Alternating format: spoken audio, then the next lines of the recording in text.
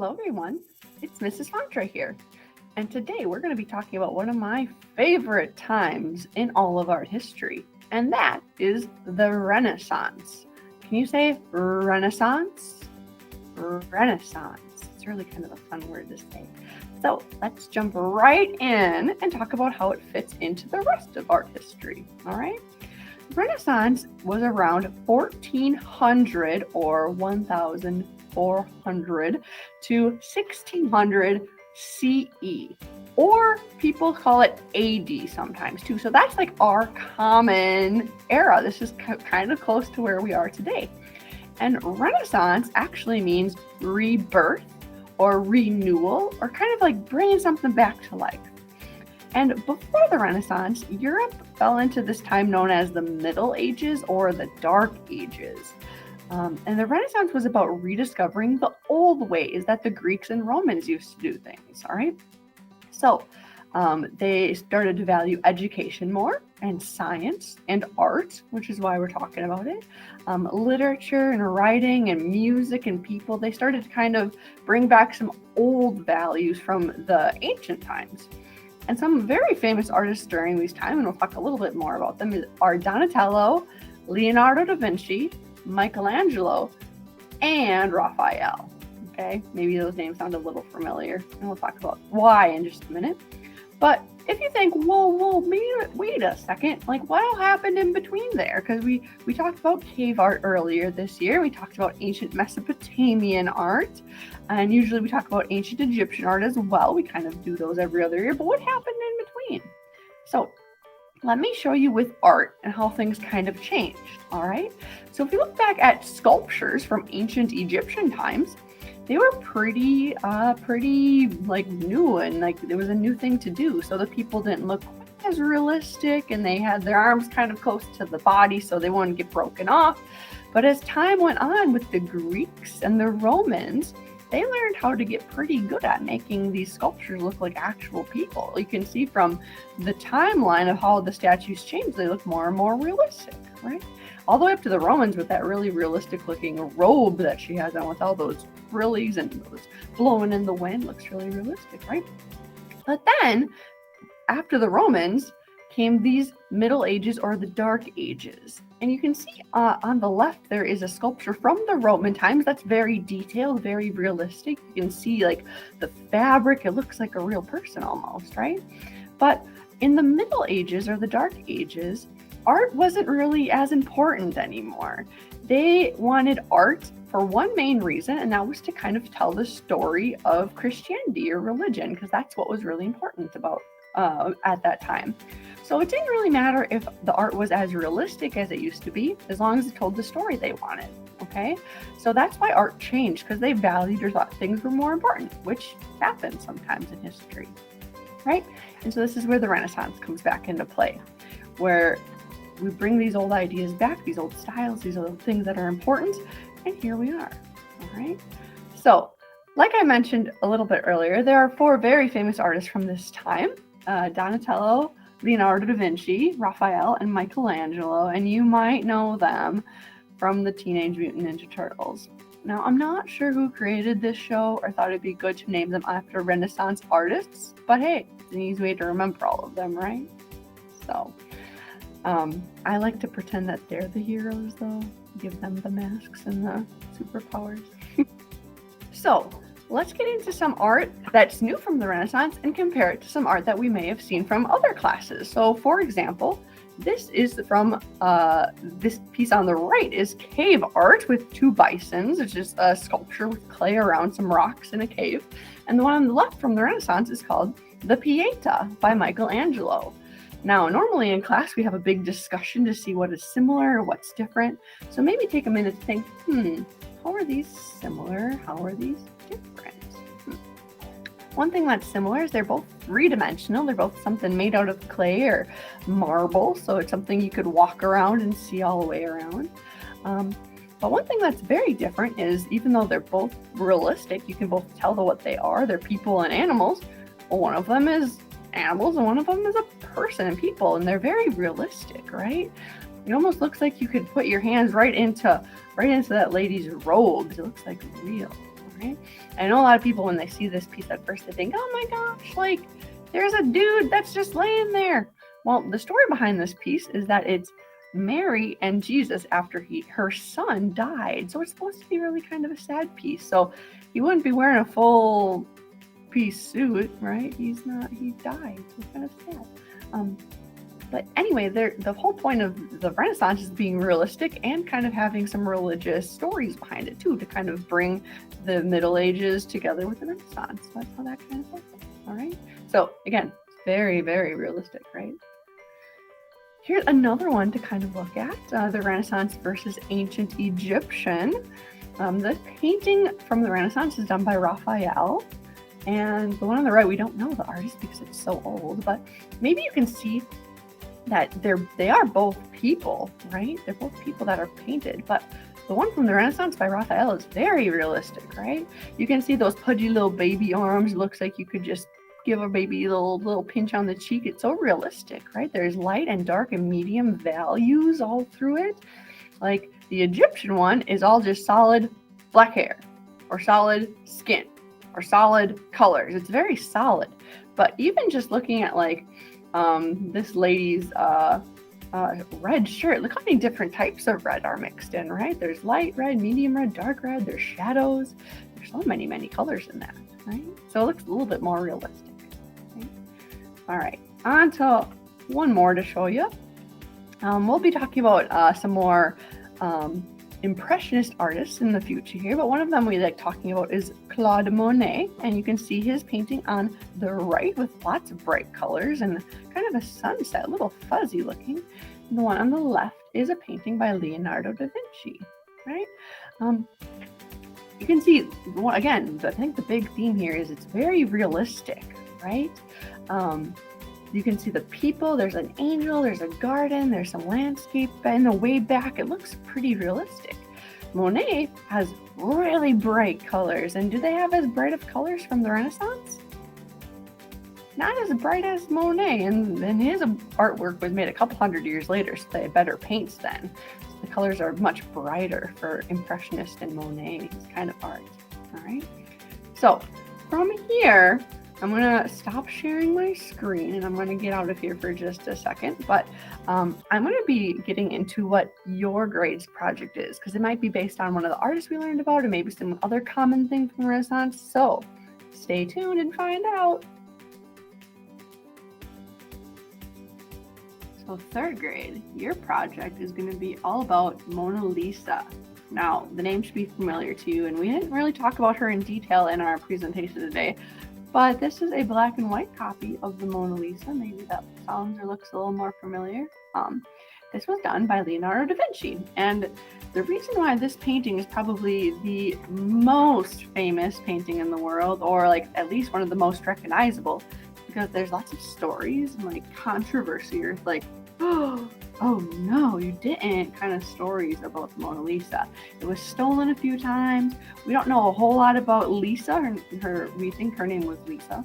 And we don't, and her eyes just like follow you around the room when you're walking past. So we're going to be doing a modern Mona Lisa. So don't worry, she has all these like Renaissance style clothing and this fancy background behind her. But it's going to be up to you to make her more modern. And we'll talk about what you could do in just a second here. But for this project, you're going to need at least a piece of paper and a pencil. I would recommend getting coloring things of some type, like color pencils, crayons, or markers. Markers you can't really mix together, but I think this is a fun project to mix some colors. So if you have things that you can mix together, maybe oil pastels too, that'd be fun. So let me talk to you about how do we draw a person sitting down like that, okay? So switching my cameras over here. I think it is very helpful to have a reference photo or something to look at while you're drawing. So if you would like to open up your Chromebook and look for a picture of Mona Lisa while you draw, that is a great idea.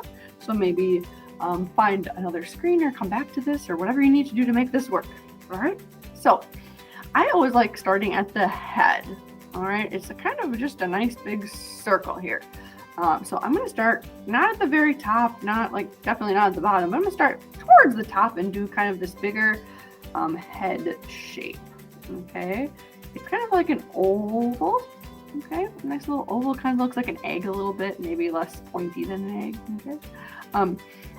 From there, we got to draw our neck because you can't just have a head floating around by itself. We're going to attach it to a body.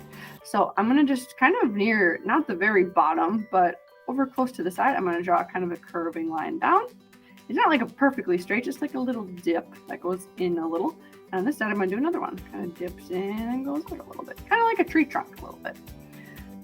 From here, it's going to be different for everybody because we're going to start like planning what you want your Mona Lisa to wear. Now I know I can hear my virtual voice from here going, oh, I don't want to draw a girl. Well, you can make her the biggest gamer, sports fan, like whatever you want. Okay, you can make her wearing a Minecraft t-shirt, whatever. So you can make, I mean, I've drawn Mona Lisa with a Packers jersey on before. You can make her whatever you want or whatever you want her to wear. So just for this example, I'm going to draw her with a t-shirt. If you want to do a dress, you're more than welcome to. It's going to look different, so I might give you a few different examples. But I'm going to put a neckline where her t-shirt kind of ends. Okay, kind of swoops down, and that's where your neck is. And from here, we got to do some shoulders. All right, and for Mona Lisa, her shoulder on one side is kind of tilted away from us, kind of backwards, and the other one is closer to us. You can see this whole arm very, very well. So over on my left side over here, I'm just going to draw like a little bit of a slant going down. Okay, that's going to be kind of where her shoulder ends up here. And on the other side, I'm going to do kind of a longer slant because we can see that one a little bit more. Okay, looks kind of lopsided right now, but we'll get there, I promise. Right, from here, we're going to do our arms down. Okay, move my paper up a little bit. We're going to do just like our forearm, like where your muscles are. You're going to draw your forearms going down a little bit to not the bottom of the paper, but just down and down. And normally you can see I have a kind of like an angle right here. It looks kind of like sharp, and people normally don't have sharp angles. So if you need to make it a little more curvy, that's fine. Okay, you can kind of erase, make it look a little bit more like a human. That's great. And from here, I said I'm going to do a short sleeve shirt. So I'm going to say where my sleeves end. I'm going to say they end here. I'm going to do kind of a curving line here. And then Mona Lisa on this arm is going to be maybe a little taller because it's further away from us. All right. And from here, I'm going to start the rest of her body going straight down. Okay. Now, I don't want to get too much at the bottom because we got to add those hands.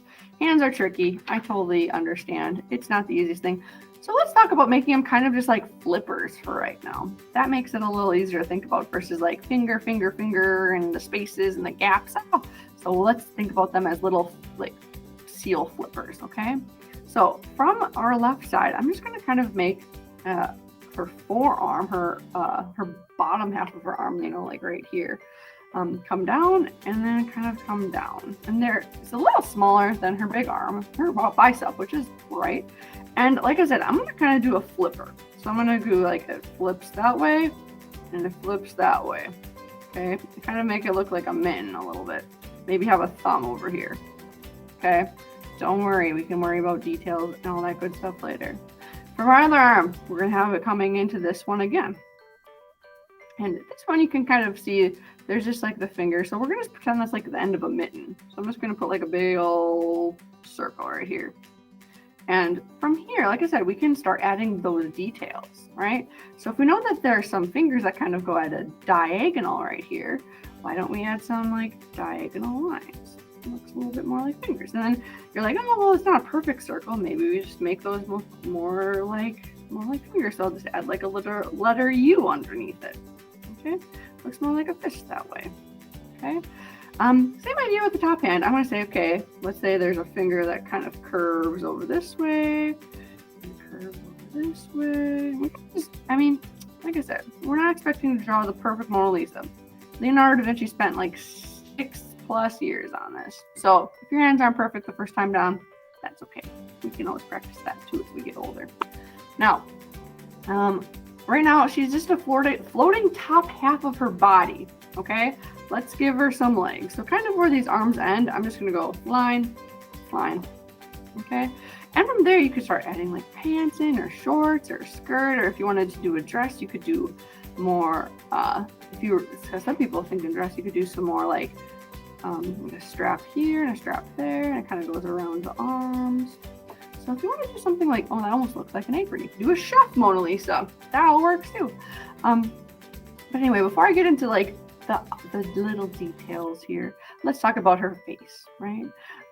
Normally, people like putting eyes up really tall, but in real life, your eyes are more towards the middle, okay? Because a lot of your head's covered in hair. So let's do kind of that football shape, those shapes in the middle of our head, okay? So I'll do 2 curved lines for like the top of our eyelid, and then I'll do a bottom eyelid right here. Another kind of curvy line. And Mona Lisa, she's got this fun like side eye. Her circles, her irises aren't in the middle. They're kind of towards the corners a little bit. So let's move our eyes towards the corners a little bit. So I'm gonna do kind of a curve over here. So it looks like she's kind of looking to the right, and I'm gonna do another one over here. So she looks like she's kind of checking out who's behind her, right? The one thing that looks kind of goofy right now though is we need eyelids. So give her some eyelids by adding another curved line up here. And maybe you could even do some eyelashes if you're feeling ambitious or like going above and beyond, some eyelashes, okay? And from there, let's do a nose. I like kind of, I put some pupils in too so she can see a little bit better, those dots in your eyes. From there, I'm gonna do a nose. I'm just gonna keep it simple. Just kind of do a curving line here. And you can do like some darker spots for her nostrils, where if she got to blow her nose, she can get it all out. And I'll do kind of a little curve on top to look like the top. Okay, you do a little bit of lines coming down her nose. Okay, nothing too dark. And then I like having her that little smile, so I'll do a straight line with that curves up a little bit. And then maybe giving her some lips so she can talk. Okay, so I just do one curve underneath and kind of 2 hills on the top. All right, she looks pretty crazy without hair. So let's give her some sort of hair, okay? You could do a mohawk, you could do just long hair. I like kind of giving her her hairline around here and then just doing kind of straight hair down, because she got more like lightly wavy hair. And just, you could have some of it come on her shoulders or just go behind her. It's up to you. So you have a pencil, you can erase and change things to make it look like her hair's on top, right? So it's up to you to style her hair as well. The one interesting thing too about Mona Lisa, normally people have eyebrows, and back in the Renaissance, they didn't do eyebrows. They actually like waxed their eyebrows off because that was fashionable back then. Sounds kind of silly today, but that's what they did. So if you want to make her more modern, give her some eyebrows so she looks a little bit more like a gal you would find today. Okay? So from here, it's totally up to you to decide how modern Mona gets, okay? You could definitely go like sports route. You could do trendy. You could do like huge bun on top of her head. You can go really far. You could do sweaters, sweaters. You can do like so many things. This is like a perfect blank canvas to put things onto. Okay, like that, you could do Minecraft, video games. Whatever you really want to. Just put a bunch of horses on there, dogs. Okay. The one thing I'm asking though too, you do need to put Mona somewhere. Okay, so if you want to keep it really simple, you could just put a horizontal line and trees to make it look like she's outside in a landscape, or you could put her somewhere really specific. So for example, if you have like someone going to a basketball game, you could put a basketball court in the background. Okay, it's really up to you to decide, but the one thing I really want to see is everything is colored. Okay, maybe like a white t-shirt or like a little bit of white for like something in the hair. But I want to see a lot of color because this was entirely painted in. There wasn't like a big white spot anywhere. So when you are done with yours, would you please turn them into the Google Classroom so I can take a peek and mark them off in my books? All right, I'm really excited to see what you come up with because this is one of those projects you can really dive in and get really creative. So if you have any questions or concerns, please let me know. But otherwise, I'm really looking forward to seeing what your modern Mona Lisas look like. All right? Happy creating!